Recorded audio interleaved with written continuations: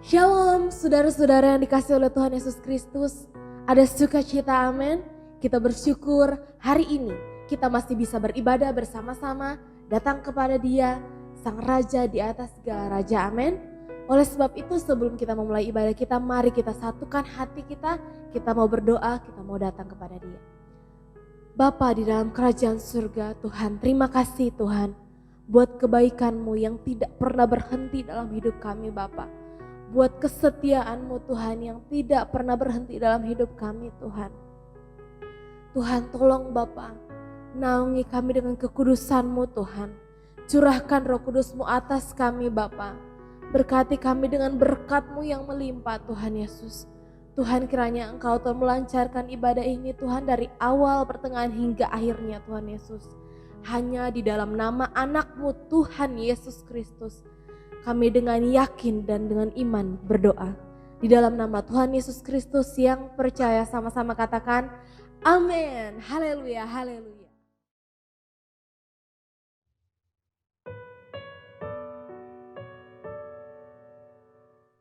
Shalom jemaat yang dikasih oleh Tuhan Yesus Kristus. Kita ada sampai hari ini semua hanya karena kebaikan Tuhan. Mari kita siapkan hati kita, hidup kita untuk dikuduskan oleh Tuhan. Tuhan Yesus Kristus, Raja di atas segala. Haleluya, haleluya.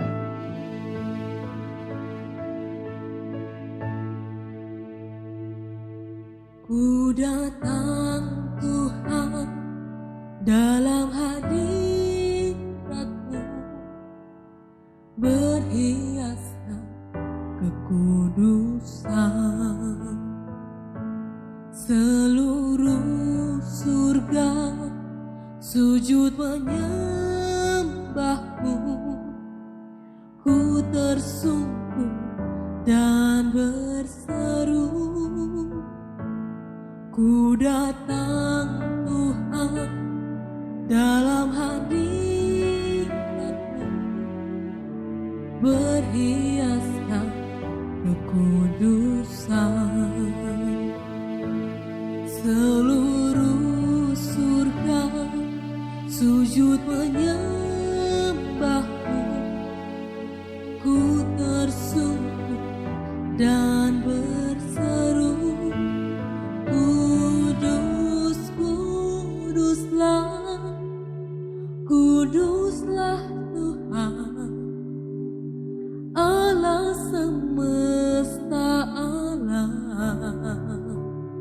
Kudus, kuduslah, kuduslah Tuhan, surga bumi menyembah.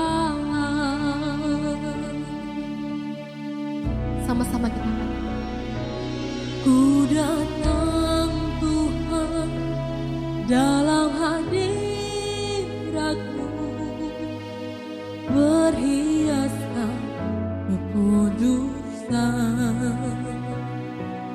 Seluruh surga sujud menyembah-Mu, ku tersungkur dan berseru. Kudus, kuduslah, kuduslah Tuhan, Allah semesta alam. Kudus, kuduslah, kuduslah Tuhan, surga bumi menyembah. Kuduslah, kuduslah Tuhan, Allah semesta alam. Kudus, kuduslah, kuduslah Tuhan, surga bumi menyembah. Kudus, kuduslah, kuduslah Tuhan, Allah semesta alam. Kudus, kuduslah Tuhan. Surga bumi menyembah.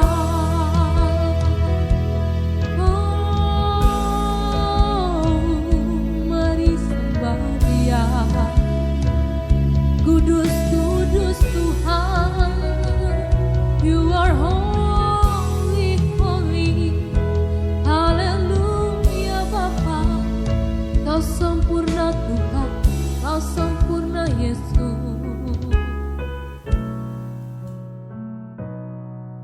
Terima kasih Bapa, terima kasih. Hanya Engkau yang layak kami tinggikan Bapa. Karena tidak ada satupun Allah yang seperti Engkau Tuhan Yesus.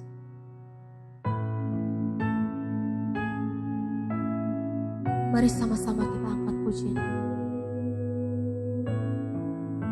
All the saints.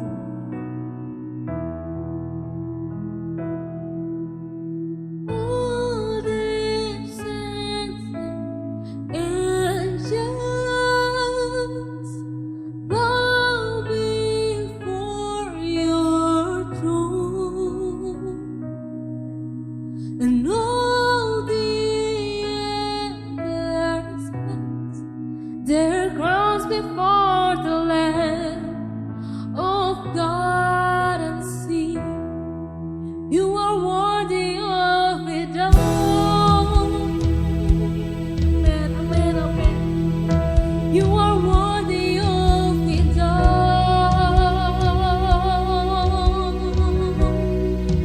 For from You are all things, and to You are all things. You deserve the glory. Sama-sama serukan.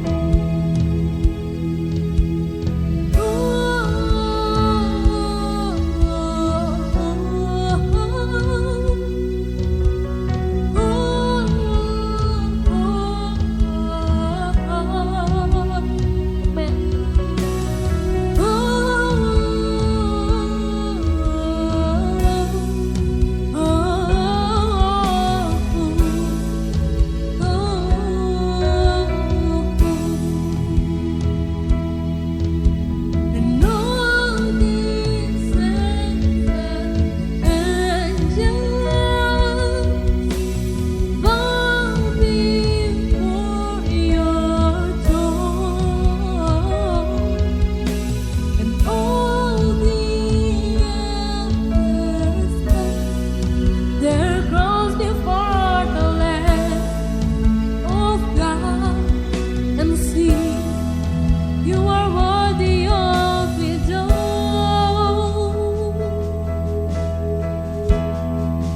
You are worthy of it all. For from You are all things, and to You are all things. You deserve the glory. You are worthy of it all. Mari angkat tanganmu lebih sungguh katakan, You are worthy of it all. For from You are all things, and to You are all things. You deserve the glory. Terima kasih Tuhan, terima kasih Yesus, terima kasih Bapa. Shalom Bapak Ibu Saudari yang dikasihi Tuhan Yesus Kristus, senang bisa berjumpa kembali dalam rangkaian doa 10 hari. Puji Tuhan, saya percaya ada pengalaman-pengalaman yang luar biasa yang kita alami baik secara pribadi maupun bersama dengan keluarga saat kita melakukan mesbah keluarga maupun via Zoom dan juga melalui ibadah online, ibadah doa secara online. Saya percaya Hari ini juga Tuhan sudah menyediakan berkat yang terbaik bagi setiap kita yang mengikuti rangkaian ibadah doa 10 hari pada hari ini, pada hari yang ke-8. Kita akan sama-sama berdoa sebelum kita sama-sama mendengarkan kebenaran firman Tuhan. Mari kita berdoa. Bapa Surgawi, kami bersyukur untuk berkat anugerah Tuhan, lawatan zaman Tuhan yang kami terus rasakan, nikmati, alami dalam kehidupan kami baik secara pribadi maupun bersama dengan keluarga kami. Dan kami percaya hidup kami, hidup keluarga rumah tangga kami terus dipenuhi dengan Roh Kudus, terus dibaharui dari waktu ke waktu, sehingga hidup kami makin serupa dengan Kristus Yesus Tuhan sebagai mempelai pria kami. Terima kasih Tuhan, saatnya kami akan kembali merenungkan firman-Mu. Mari Tuhan berkenan mengurapi hamba-Mu dan mengurapi kami semua, supaya kami boleh mengerti kebenaran firman-Mu, mampu hidupi kebenaran firman-Mu, dan kami mengalami apa yang dikatakan firman-Mu jadi dan genap dalam kehidupan setiap kami. Kami berdoa dan mengucap syukur dalam nama Tuhan Yesus Kristus. Amin. Puji Tuhan, haleluya. Hari ini, hari yang ke-8, saya akan menyampaikan tema yang diberikan kepada saya, yaitu kapan seseorang dipenuhi oleh Roh Kudus.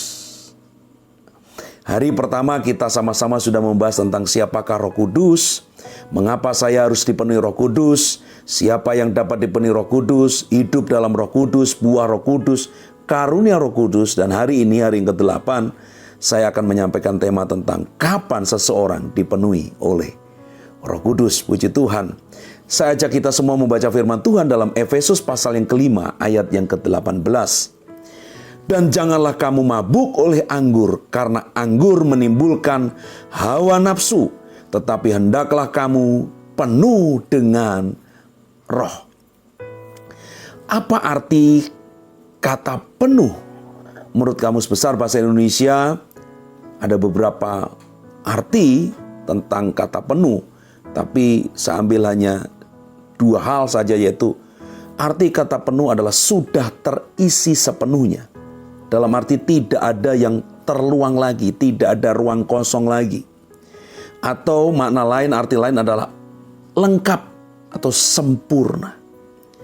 Artinya jikalau hidup kita dipenuhi oleh Roh Kudus, artinya seluruh hidup kita, seluruh bagian dari hati kita terisi penuh oleh Roh Kudus. Tidak ada ruang kosong lagi, tidak ada ruang yang tersisa lagi untuk keinginan daging, hawa nafsu dan lain sebagainya, tetapi sepenuhnya terisi oleh Roh Kudus. Nah, kita akan bahas tema ini, kapan seseorang dipenuhi oleh Roh Kudus. Yang pertama, saat seseorang bertobat dan percaya kepada Tuhan Yesus Kristus sebagai Tuhan dan Juru Selamat.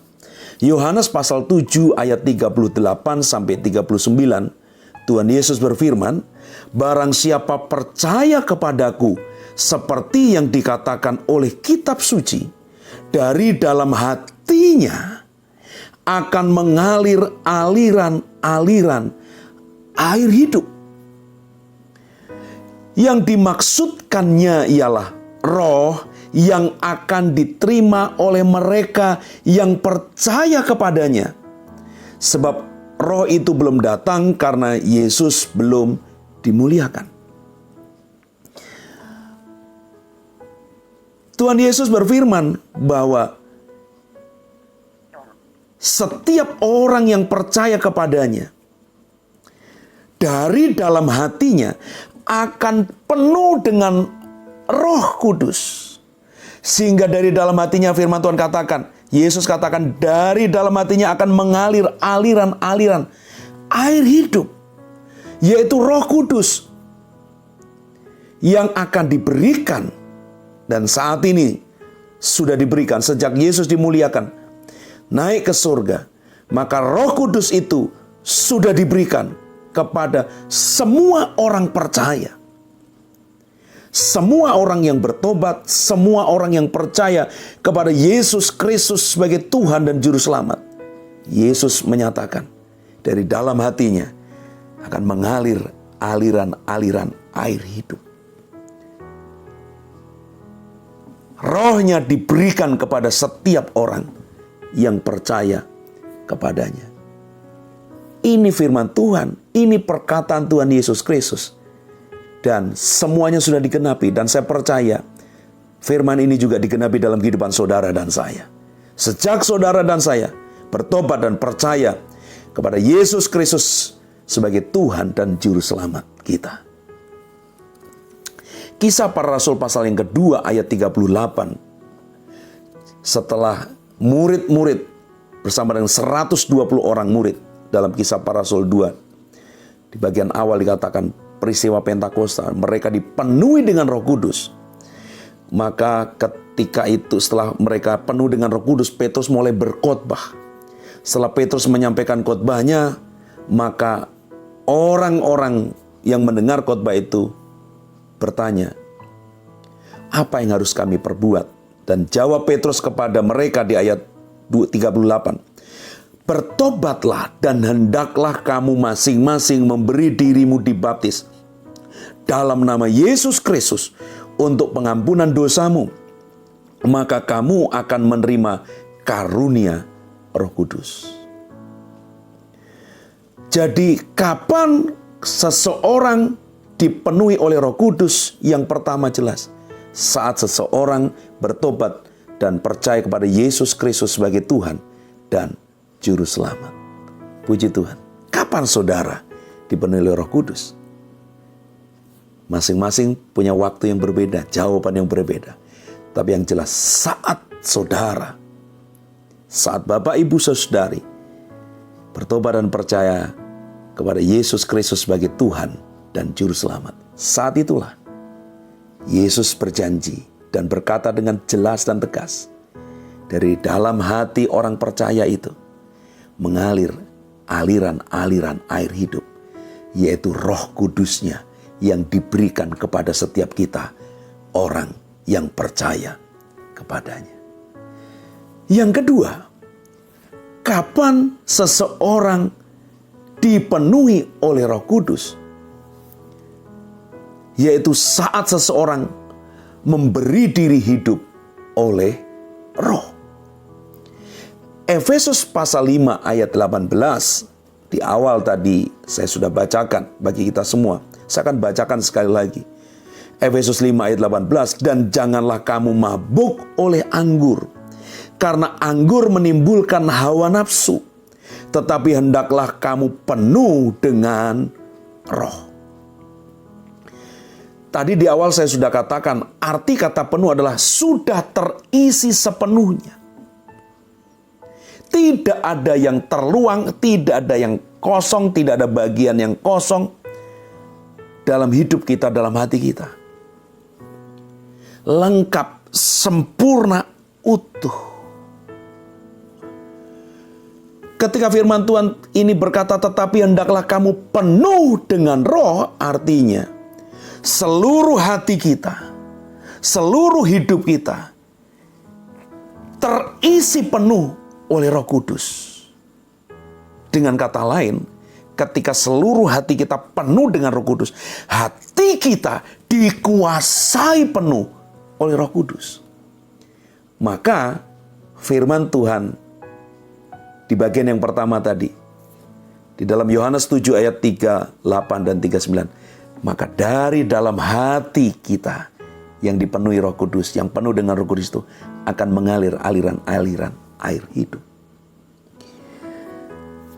Kita harus membedakan pengalaman baptisan Roh Kudus dengan dipenuhi oleh Roh Kudus. Pengalaman baptisan Roh Kudus adalah pengalaman sekali dalam hidup orang percaya. Sementara pengalaman dipenuhi Roh Kudus adalah pengalaman yang terus-menerus seumur hidup orang percaya.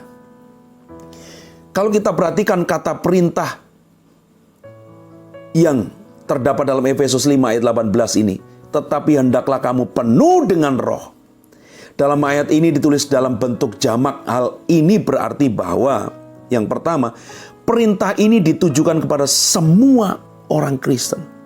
Perintah dipenuhi, hidup penuh dengan Roh Kudus. Hendaklah kamu penuh dengan Roh Kudus. Perintah ini ditujukan kepada semua orang Kristen. Bukan hanya kepada orang Kristen yang pada waktu itu di Efesus, jemaat Efesus, bukan saja mereka, tetapi orang-orang percaya di luar Efesus, orang-orang percaya setelah gereja mula-mula, bahkan orang-orang percaya sampai hari ini, bahkan sampai nanti. Setiap orang percaya mendapatkan perintah yang sama, yaitu hendaklah kamu penuh dengan Roh. Penuh dengan Roh Kudus. Juga berlaku perintah ini kepada saudara dan juga saya pada saat ini. Makna yang kedua, kepenuhan Roh Kudus tersedia bagi semua orang percaya, bagi semua orang Kristen. Jadi bukan hanya bagi orang Efesus, jemaat di Efesus saja, atau pada gereja mula-mula saja. Tetapi kepenuhan Roh Kudus itu tersedia bagi semua orang Kristen, bagi semua orang percaya, termasuk saudara dan saya yang ada saat ini. Kata perintah dalam ayat ini juga ditulis dan memiliki makna bahwa perintah untuk hidup atau penuh dengan Roh itu bukan hanya sekali. Tetapi hendaklah kamu penuh dengan Roh itu perintah yang berlaku atau bermakna terus menerus. Perintah yang terus menerus. Hendaklah kamu penuh dengan Roh, artinya hendaklah kamu terus menerus dipenuhi oleh Roh. Jadi bukan hanya sekali ketika peristiwa baptisan Roh Kudus bagi yang belum pernah dibaptis atau bagi yang sudah pernah menerima baptisan Roh Kudus, tetapi perintah ini adalah terus menerus. Selama kita hidup, maka perintah ini berlaku dalam kehidupan kita, yaitu supaya hidup kita dipenuhi, dikuasai sepenuhnya oleh Roh Kudus. Sehingga Rasul Paulus menegaskan ada dua hal yang disandingkan, yaitu firman Tuhan ini jelas berkata bahwa dan janganlah kamu mabuk oleh anggur, karena anggur menimbulkan hawa nafsu. Kata janganlah kamu mabuk oleh anggur, karena anggur menimbulkan hawa nafsu adalah janganlah kamu dikuasai, janganlah hidupmu dikuasai oleh hawa nafsu. Janganlah hatimu dipenuhi dengan hawa nafsu. Dan jelas perbandingannya, kemudian Paulus melanjutkan nasihatnya. Rasul Paulus menasihatkan kepada jemaat Efesus dan kepada kita semua sampai hari ini, kan kepada semua orang percaya. Tetapi hendaklah kamu penuh dengan Roh. Yang Tuhan mau hati kita, hidup kita tidak dipenuhi dengan hawa nafsu, tidak dikuasai oleh hawa nafsu, tetapi hendaklah hidup kita dikuasai, dipenuhi dan dikuasai oleh Roh Kudus. Sehingga Galatia 5 ayat 16, 22 dan 23 berkata, maksudku ialah hiduplah oleh Roh. Artinya hiduplah oleh Roh. Bila hidup kita dikuasai, dipimpin oleh Roh, maka kamu tidak akan menuruti keinginan daging. Tetapi buah Roh ialah kasih, sukacita, damai sejahtera, kesabaran, kemurahan, kebaikan, kesetiaan, kelemah lembutan, penguasaan diri. Tidak ada hukum yang menentang hal-hal itu. Jadi kapan seseorang dipenuhi oleh Roh Kudus adalah ketika seseorang memberi diri hidup oleh Roh. Artinya seseorang itu memberi dirinya dipenuhi, dikuasai penuh oleh Roh Kudus. Sehingga Roh Kudus benar-benar menguasai, memimpin, menuntun kehidupannya. Sehingga menghasilkan buah roh dan bukan buah daging. Roma 8 ayat 5-8. Sebab mereka yang hidup menurut daging memikirkan hal-hal yang dari daging. Mereka yang hidup menurut roh memikirkan hal-hal yang dari roh. Karena keinginan daging adalah maut, tetapi keinginan roh adalah hidup dan damai sejahtera. Sebab keinginan daging adalah perseteruan terhadap Allah, karena ia tidak takluk kepada hukum Allah. Hal ini memang tidak mungkin baginya. Mereka yang hidup dalam daging tidak mungkin berkenan kepada Allah. Sebab jika kamu hidup menurut daging, kamu akan mati. Tetapi jika oleh roh, kamu mematikan perbuatan-perbuatan tubuhmu, kamu akan hidup. Jadi mari kita memberi diri hidup oleh roh.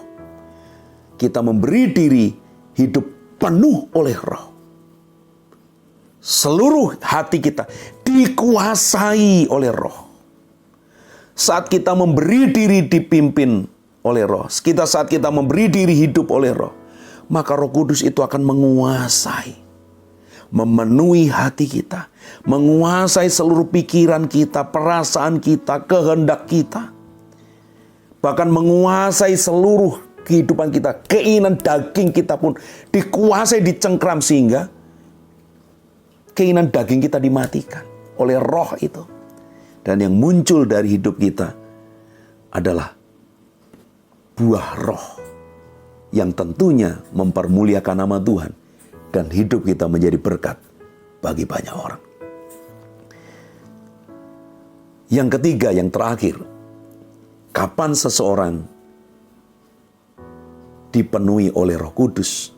Yang ketiga adalah saat seseorang tekun meminta kepada Bapa di sorga. Lukas 11 ayat 13 dikatakan di sana.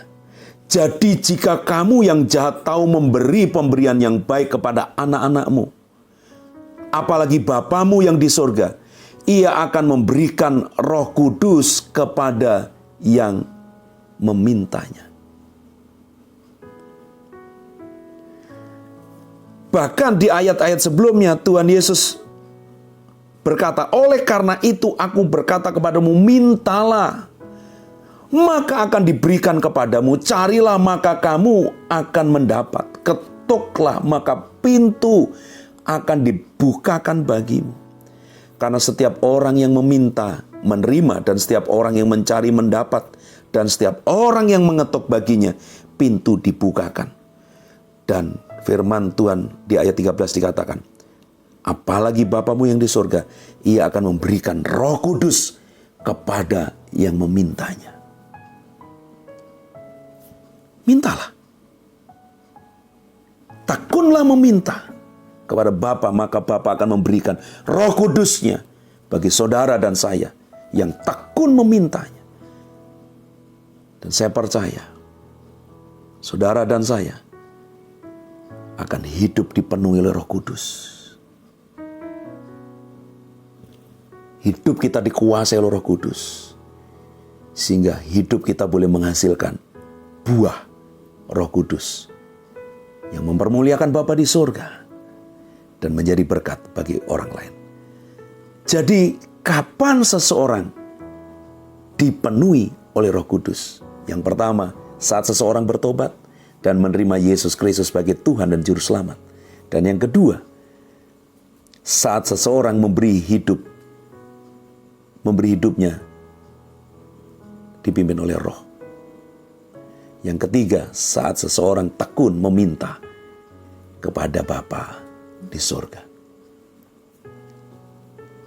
Saya percaya hidup saudara dan saya akan terus-menerus dipenuhi oleh Roh Kudus. dikuasai oleh Roh Kudus, dipimpin oleh Roh Kudus, sampai Tuhan Yesus datang menjemput saudara dan saya. Tuhan Yesus memberkati kita semua. Dan di dalam nama Bapa, Anak, dan Roh Kudus, dalam nama Tuhan Yesus Kristus, penuhlah oleh Roh. Amin. Tuhan Yesus memberkati kita semua.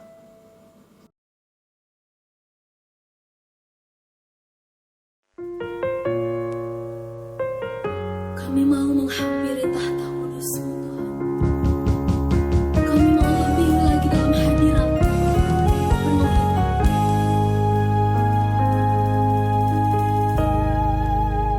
Kini saatnya berdiri di altarnya, sebab Allah Maha Kudus hadir di sini. Amin. Mari memuji, angkat tangan menyembah, sebab Allah Maha Kudus hadir di sini. Sekali lagi angkat pujian bersama-sama. Kini saatnya berdiri di